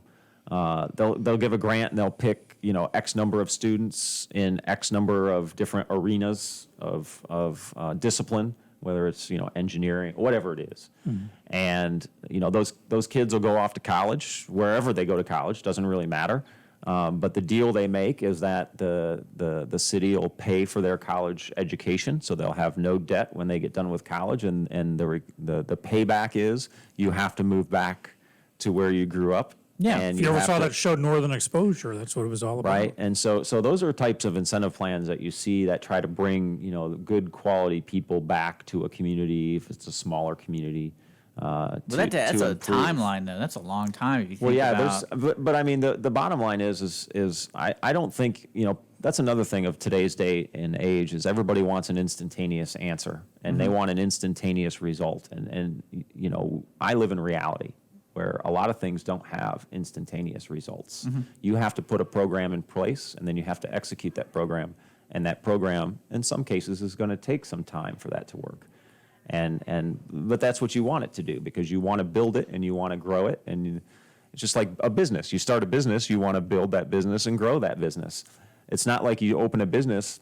Of course, you want it to do $1 million of revenue the first year, but it's probably not going to do that depending on what kind of business you're in. But you certainly want to grow it to that. And I think a lot of these types of programs trying to do that, and especially rural areas. And it depends on the amenities that are available as well, right? I mean, you have to incentivize. I mean, we have so many areas in the rural, counties and towns in this state that, they don't even have grocery stores within 30 miles of them, right? So, yeah, my brother calls their Walmart the Dollar General. So he's like, we're going to the Desert Walmart. And I was like, what's that? I want to kind of with something that Brett pointed out and kind of expand on it. Brett says to you, Jay, wrong. The difference between schools isn't the teachers, it's the parents. My extension from that is I believe a lot of the issue stems with the administrations, and I think there are a lot more parents in the administration than there are teachers. And I'm taking one step further. I have too many friends who are teachers who are just, when I say they're in over the heads, meaning they get no support. They're Well, they do definitely. Sure. They do definitely seem that they're alone with outside the restriction of their curriculum. Well, it's because the administration is terrified of getting sued by the parents kind of set the rules. I think that's where Brett was going with that, and that's one. I think that's going to be one positive of this lockdown. A lot of parents suddenly realize what brats their little angels truly are, and may give the teachers a break. And I have to deal with them every day. Yeah, not realizing that, but I've heard from too many friends going, one who just became a teacher is like, I'm waiting for my contract. I'm out. This is not what I signed up for. I get zero support. I have to pass everyone, whether they, I get zero respect. Now, I grew up in a school where I got beaten with a cane almost every day. And, it worked for me. I'm not saying Not by everyone. your parents, right? No, by the headmaster. Well, and I guess I'll just point this out that, I mean, in what I said earlier, I'm not saying that, I don't think I ever said that the teachers are what make public education what I was it trying is. to think of what exactly he was referring to. Because Wrong, Jay, wrong. I mean, the issues with our public education system is, It's complex. It is complex. There is no black or white answer to the issues with our public education system. I mean, we rank at the bottom nationally in public education in the state. In the state, Yeah. And we rank at the top in property tax burden in the state. And we are number one in the country of number of uninsured Texans that we have covered under health care. We are number one in the country in the number of rural health care clinics and hospitals that have closed their doors. And so, we have a lot of issues that need to be addressed in this state. And we certainly don't need to, have legislative sessions that continue to bring bathroom bills and this kind of garbage legislation that is doing nothing but distracting and taking away from the things that are actually going to help Texans in the future. There's one guy who I really like listening to. He's a rapper named Killer Mike, and he is a big proponent of like urban redevelopment and helping heavy black density places about doing kind of like you said, where the money stays here. He says a lot of problems. What happens with urban places is the money leaves. So like if you get educated, a proper education, those family members are leaving. Yeah. They're not coming back. And one of the things he said that kind of I wonder how hard would this kind of idea be? He was talking about there should be a tax incentive for teachers and public servants where they get tax breaks if they live in the area and they do a certain type of service. So they could get, a cheaper house, like they don't have to pay as much for a house on the taxes and things like that, because that way they stay there, they're staying in the area, and they're continuing their professional service of being a public servant or like a firefighter or a police person. Because to me that makes logical sense. Like if I'm You have to incentivize. If I'm a teacher, I mean, essential. Outside of getting your 10% at McDonald's or whatever, with your cool credentials, but it's Teacher Appreciation Week, I get a free coffee. It's like, what do we do really as a community to help teachers to focus on what's important? What we want is to educate our children better. Oh, Dick, sorry, it was you that brought up teacher quality. I thought it was Jay. Oh well, yeah. I was asking how do you get a teacher who wants to teach and continue wanting to teach? You have to incentivize them. You're asking how to incentivize teachers to get them to stay in a certain place regardless of population. I had great teachers, and then I had so-and-so teachers. And I always wonder what kept those great teachers there, because you always have one of those teachers that you remember forever. And I'm like, all right, their mindset, why did they stay? Yeah. Why are they continue doing this one thing here in this community? Yeah. And that's, to me, that's something that Texas legislation can easily kind of figure out, where you do that's where you do those incentives, right? That's I think, and I don't even think it necessarily has to come from the state level, right? Again, if you're talking about tax breaks and certain things like that, I mean, a lot of that is local issues. It's not something the state handles. So I talked to the mayor here. The state doesn't set your property tax rate on your house. That's not how it works. Okay. The local governments set those tax rates on your house. And if they want to incentivize, like a homestead exemption as an example, if... Is that like if you're over 65 or something like that? How does that work? Homestead exemption, no, you can get a homestead exemption. You just have to own your home at the first of the year for whatever tax year it is. You just file for a homestead exemption. It's like an extra bonus? It's 20% off your property taxes. Just because you filled out a form? Yes. Yeah. And a lot of people don't. What? Yeah. Now, if memory serves me right, Why would they even have that? And I don't care. I have it. Well, I know. I'm saying, like, why isn't that automatic then? Like, why do I have to? Is it because they want that extra It's like the same reason money? why you got to bring in the coupon to get your 20% That's off. right. How much money does it cost to file that? I don't think it costs anything. That makes no sense to me. Why would they even do that then? Literally, when I bought my house, my realtor said, okay, now let's go over to the tax office. Yep. Take 30 seconds to sign this. No, that's the Randall's program where they're like, hey, if you're not a Randall's card member, You get 20% off. Yeah, That's right. yeah, you need to sign up, bro. But no one tells you that. That's wild to me. The school I went to in Japan can't be that was on a easy. Navy base, and I got to say, if memory serves, and I know we look at our youth with rose-colored glasses, but there was not a single bad teacher. I think the DOD teachers, because they were, normal people who Department of Defense hired to teach in overseas bases, the quality was staggering. My English teacher was Mr. Reynolds, and he's the one that said, you're going to be a writer one day. And I was 8 years old at the He time. was kind of right. But I mean, it was every teacher gave it. Now, of course, back then we were on a 1 square mile Navy base. There were no gangs. The worst thing was officers. As far as you knew, you probably weren't cool enough. Right. No, It's totally true. I was Commander Thompson's kid. I was Well, cool. I think that's what's the dynamic of Texas is we're so big and spread out, and that's why I was originally asking my wife, I was like, what would it take you to move to a population of 5,000? Yeah. Like, what would it take you personally? And she listed off some things that made sense to me. And I think she's from Beaumont, and Beaumont recently, I think the past 20 years, they had a huge scandal with their ISD. Yeah. And I don't know if that guy even got caught. I think he's hanging out in Bermuda or something like that. But you have these systems, especially in Texas, and you're telling me get involved locally to make some of those changes and those kind of things.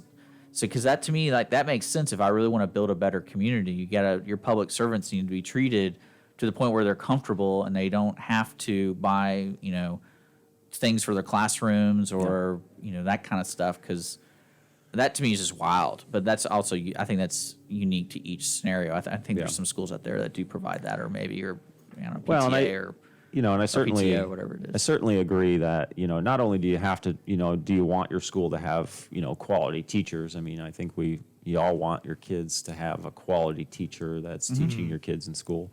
But, it's true to Brett's point. I mean, that's not a one-way street, right? I mean, it's not a fix all. Parent involvement Yeah. is an important factor, and just the community in general is an important factor.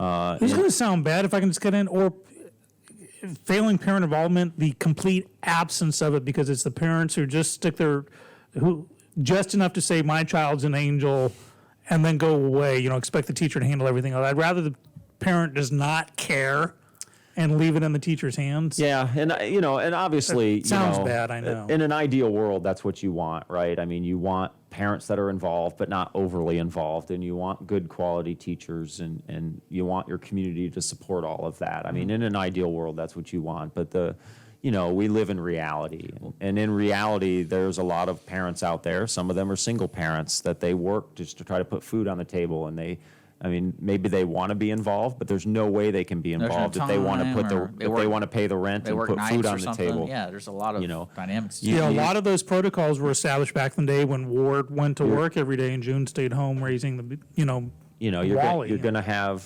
parents that are abusive. You're going to have parents that are drug addicts. You're going to, and they're not engaged, right? And that student's release might be the fact that they get to go to school every day, right? Which is obviously why certain They things, get meals. like they get meals, right? They may be in an abusive household, and so they get relief from that, right? So there's so many things that go into making sure you have a quality public education system, because it's not about throwing money at education to make it work. It's about putting the right dollars in the right places in public education. That's just like any tax dollar. It's spending the money in the right places, making the investments in the right places that make sense, that will improve the quality of life of whatever it is we're trying to accomplish with whatever we're doing with those funds. I mean, to me, that's really what it's about. And there is no black or white answer. There is no one right or wrong answer. And that's why you have to have the ability to have conversations and talk across party lines and come to an agreement and make compromises on how we can work together.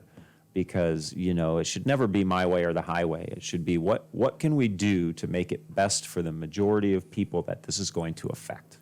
And regardless of, your certain pet projects or whatever it might be, you're not going to get everything you want. And that's okay, because that shouldn't be your overall job when you're an elected official. Your job is to serve. You got an interesting demographic of people when you were telling me the areas District 4 covers. Because that goes up, that goes down when it comes to like local income, average income, and all that kind of stuff.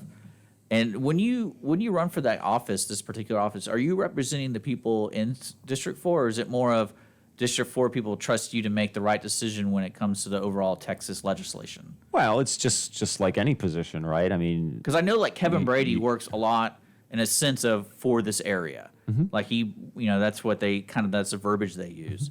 And I was always trying to understand, when it comes to like the Senate level here, is it better just to have, the voted person's mind, we voted for you because you're a good person and you're going to make decisions reflecting Texas?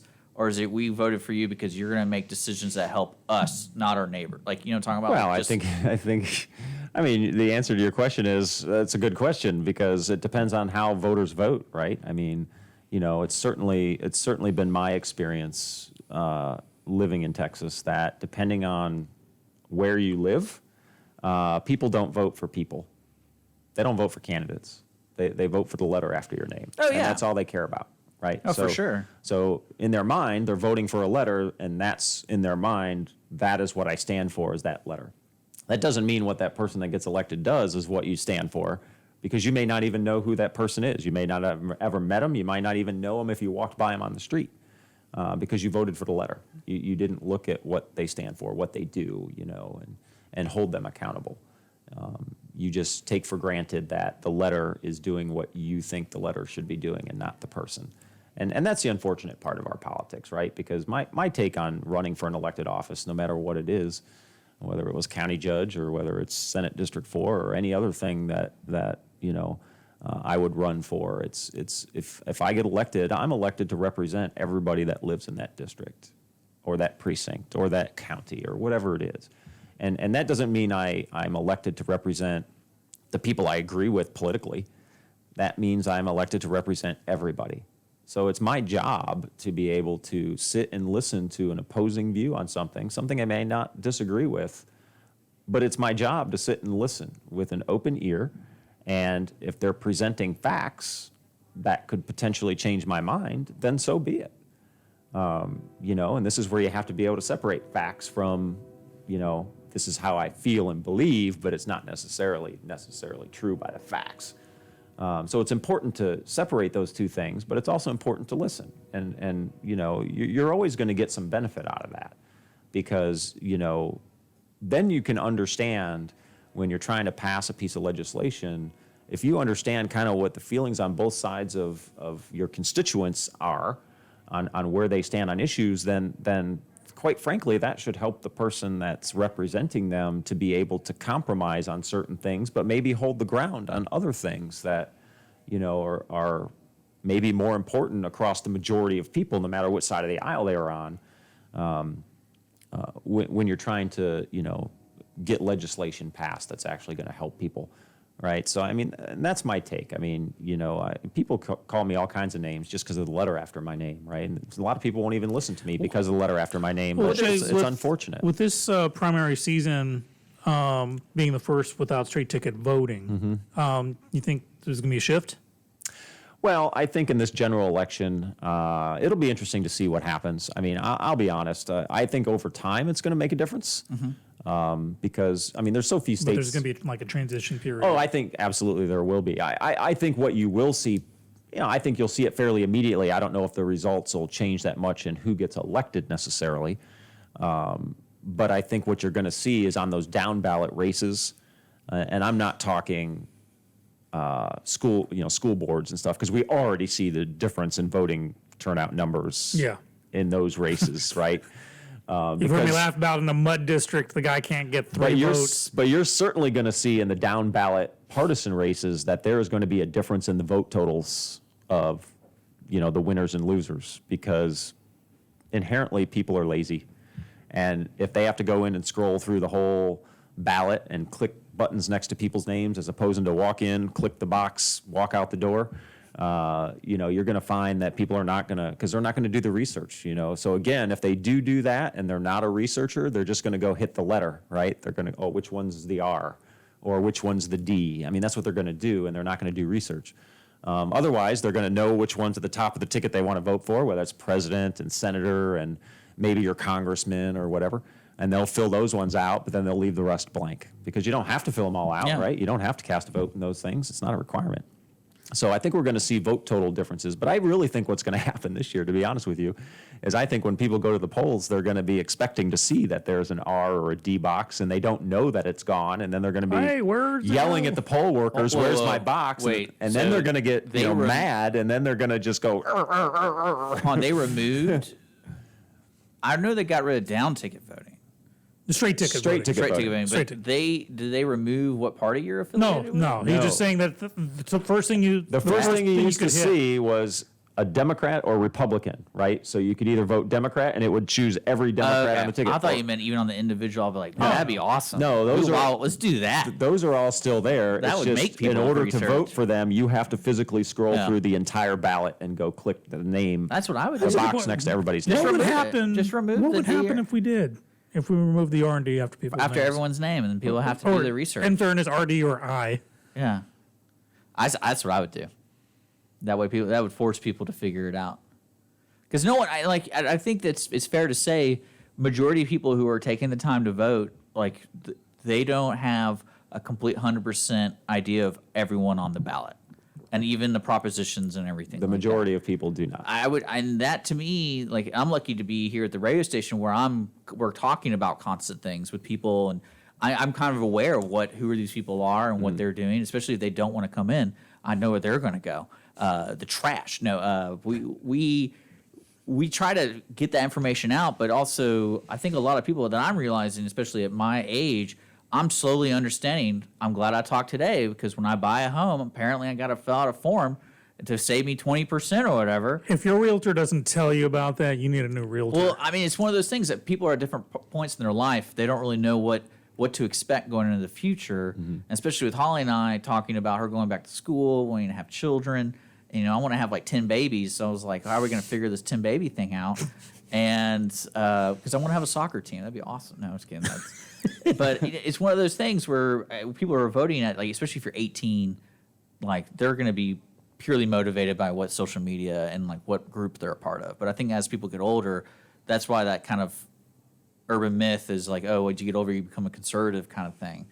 I don't think that's really true, but it's people change their minds as they grow. And especially what it impacts them change. And things like that. And unfortunately for me being here for 7+ years, I haven't really seen a drastic change in Montgomery County. Not saying that there needs to be change in the way the quality of life is being created here, but that's always curious. You're running for Senate 4, what things at that level need to be happening? Because the bathroom bill is the only thing I can think of is just kind of why are we even talking about this? But there's other things that, like you said, they've been doing something for so long with education, and the money's being drained somewhere else, and no one really paid attention to it until recently.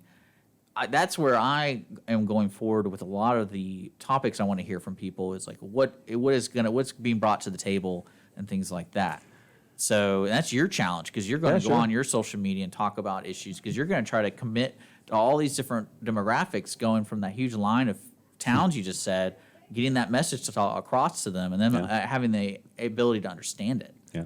So you're on social media. Lets people know where you are, where you post. You primarily post on Facebook, right? Your videos? Majority of stuff. Do you have a YouTube channel or anything like that where it's archived? I do have a YouTube channel, but I'm not the most tech-savvy guy in the world. Well, that's one thing I've learned is you want to have archive stuff, and Facebook's really bad about archiving, where people can navigate and find that stuff really easy. That's why we put a lot of our stuff on YouTube because when people search for a guest or something, that's usually the first thing that pops up.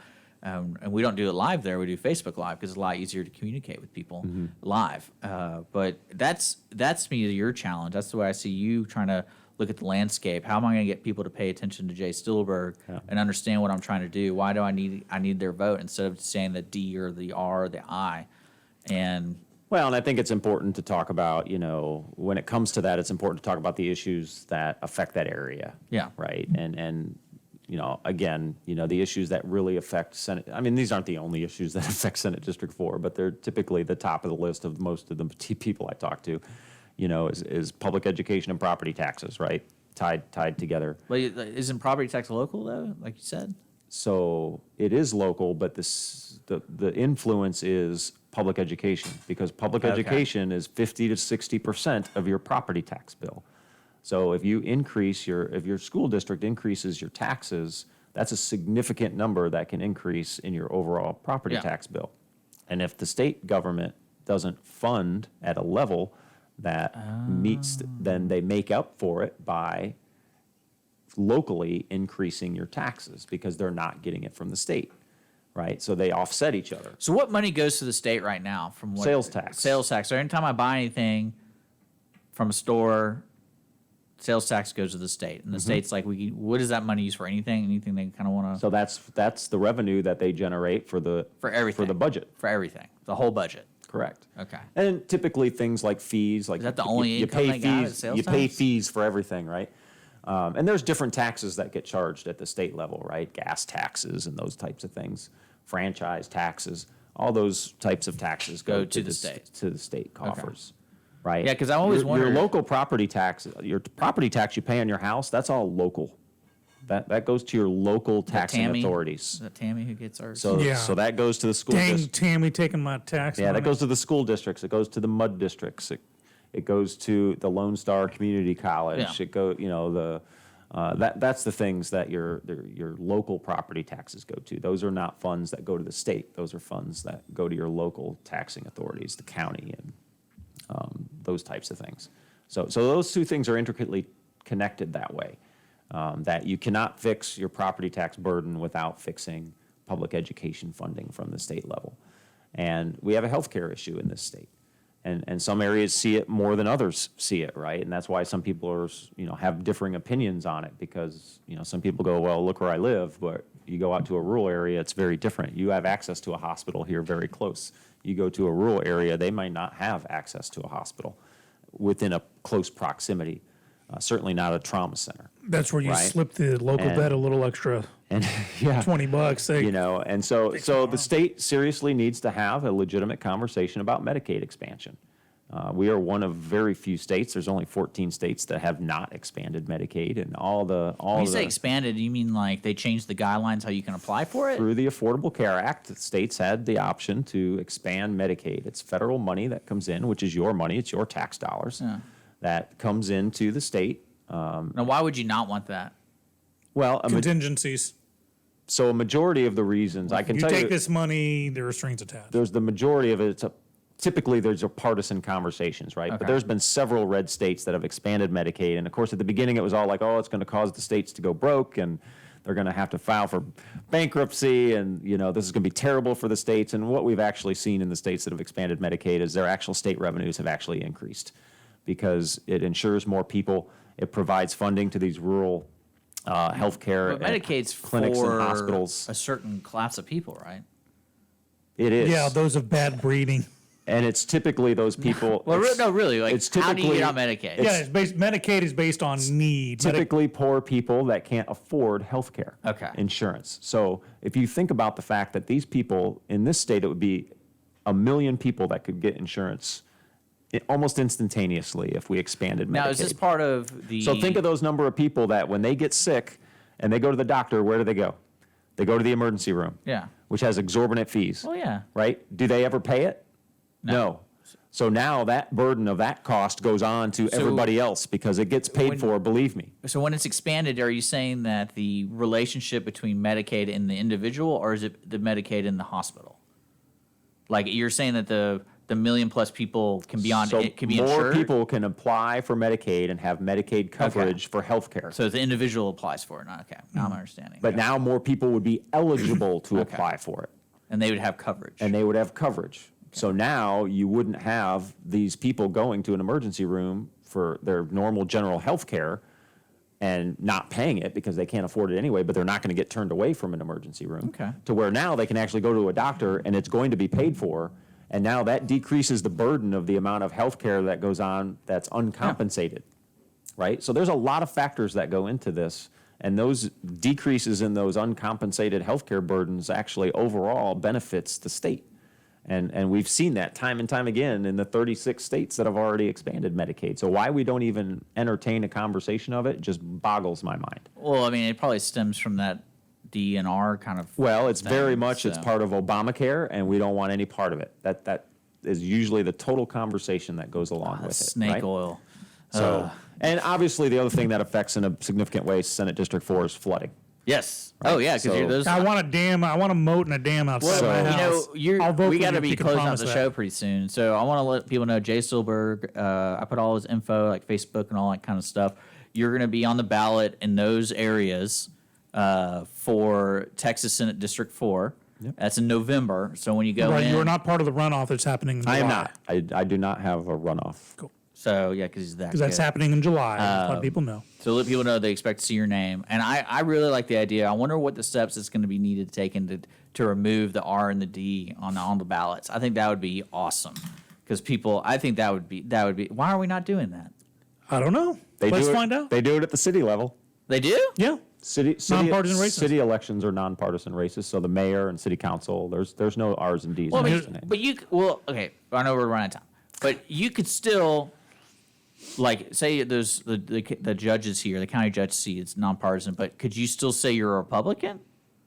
But you can't put that on your advertising, right? So the You county, can, but why would or you? the county judge. so the county races are okay, partisan. okay. City races are not. So The mayor. The Okay, mayor of I'm running for Houston. the mayor. mayor of Houston, the mayor of Conroe, Can the I city put council. Republican on my sign? You sure could, but why?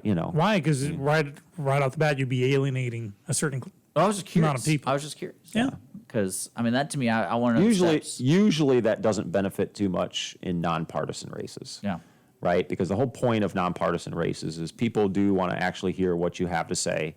You hope. And, obviously, let's be honest, in nonpartisan races, pretty much everybody knows or that you get called out for whatever party you affiliate with. Let's be serious about that. But most of them do not put their affiliation on any of their, signs or literature or anything like that, right? I mean, they put their platform on there and then they campaign on that platform, and they don't campaign based on R's and D's. They just campaign. So, Well, let's. I'm going to have you back in before November, hopefully. Sure. And folks, thank you so much for tuning in. Sean, you want to close out with anything? I want to say, make good life choices out there. Don't text and drive. Enjoy the weekend.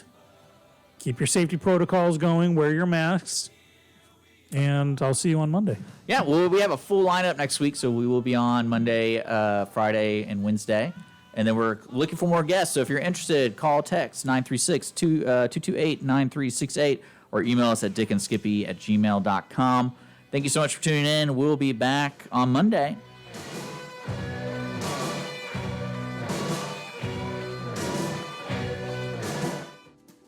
Today's show was recorded and broadcasted live on irlonestar.com, Conroe's FM 104.5, 106.1, and all rights and ownership are reserved to Lone Star Community Radio.